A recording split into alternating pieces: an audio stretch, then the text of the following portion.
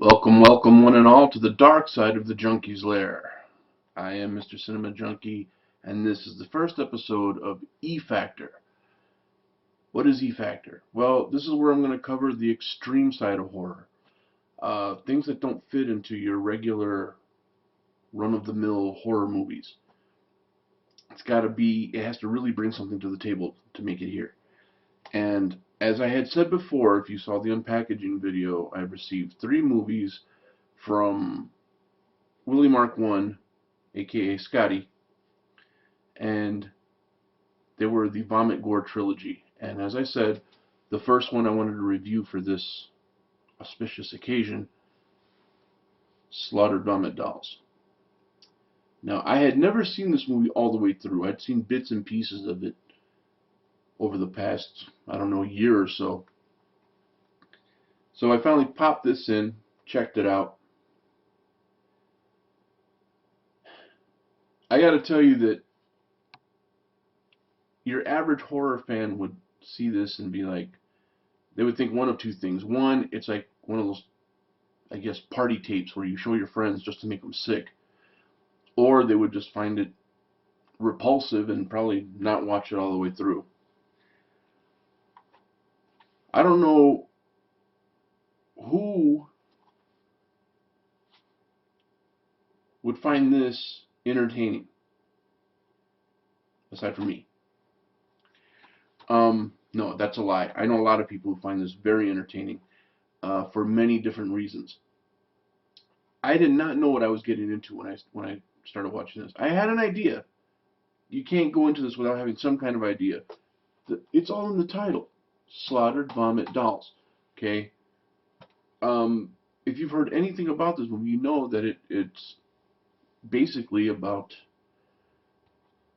brutality and sickness and murder, and but it's on such a level that I've never really seen before. I mean,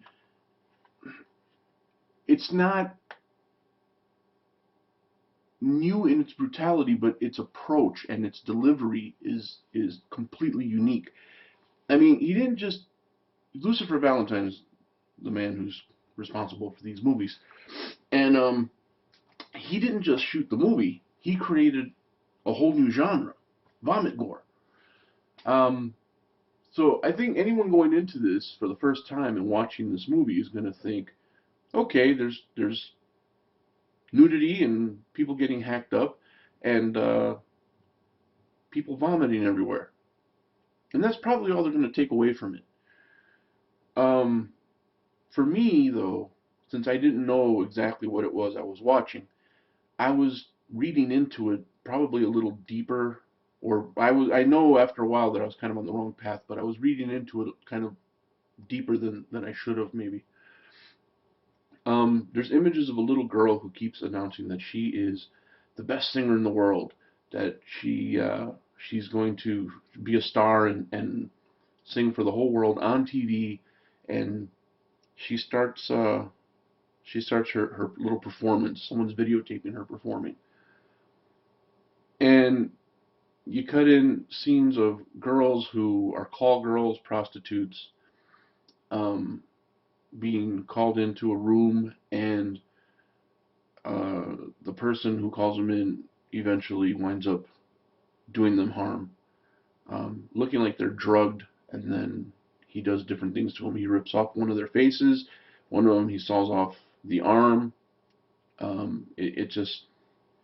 It progresses that way, but you keep getting this cut of this little girl who's singing and stuff, and from that I kept looking at it thinking, is this showing that, you know, no little girl ever says, I'm going to grow up to be a call girl, and definitely no girl, no matter what, grows up thinking, I'm going to meet my end in that way.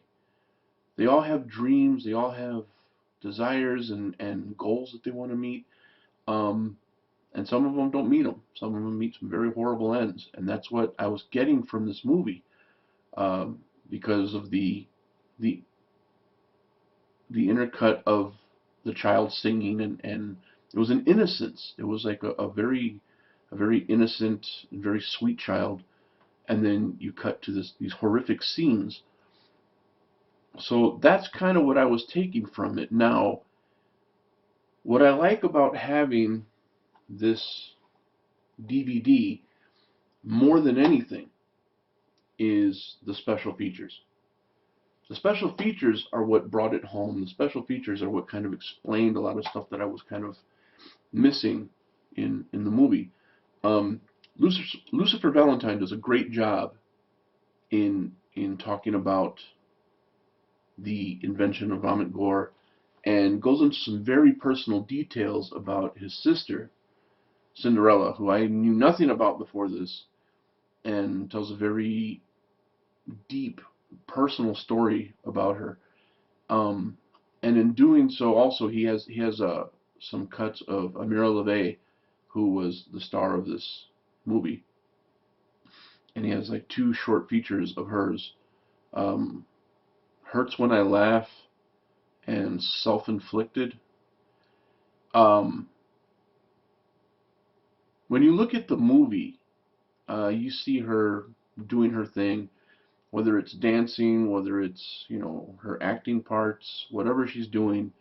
Um, but that's all you're seeing. It's very two-dimensional. The special features really humanize her. I mean, I'm not to say that she's not human, but they really put you in touch with her as a person. Because a lot of the things you see in the Slaughtered Vomit Dolls is actually her. It's not a character that she's playing. It's her talking. They're actual conversations that her and Lucifer Valentine have had, and he caught video of it.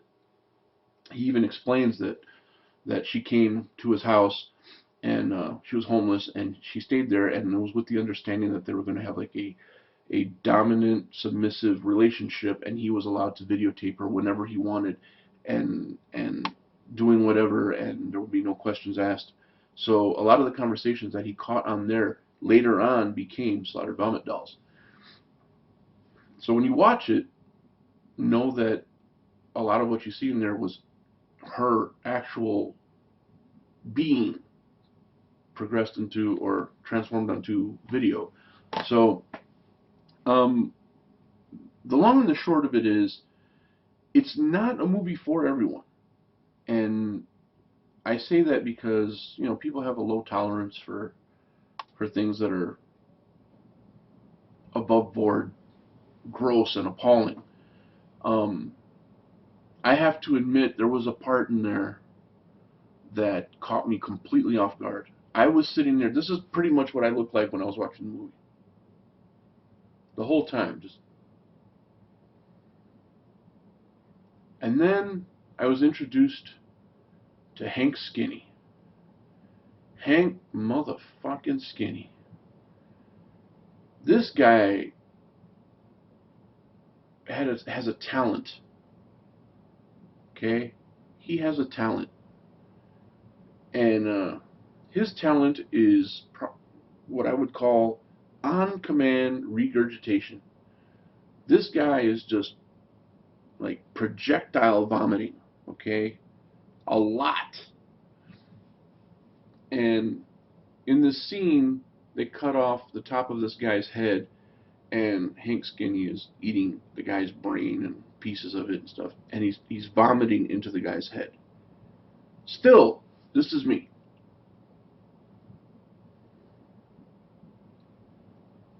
He's just having a field day.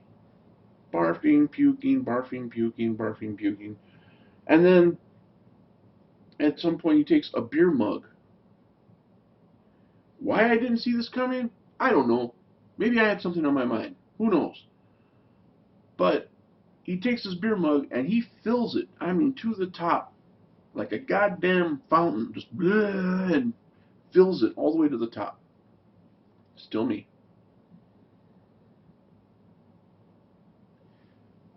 He then takes the mug and starts to chug his own vomit. And I went from this to, it just completely caught me off guard. Gagged me like you wouldn't believe. Um, I have a very high tolerance for that kind of stuff. In fact, I find vomiting to be funny to me. When people lose their ability to maintain themselves, and I hear them start, and I hear that, it's funny to me. I don't have a problem with that. The Jackass movie, Steve-O throwing up everywhere, I think that's funny. It's when you start playing with the stuff and picking through it. There was a video I saw one time on the internet, a long time ago, when the internet was still kind of fresh.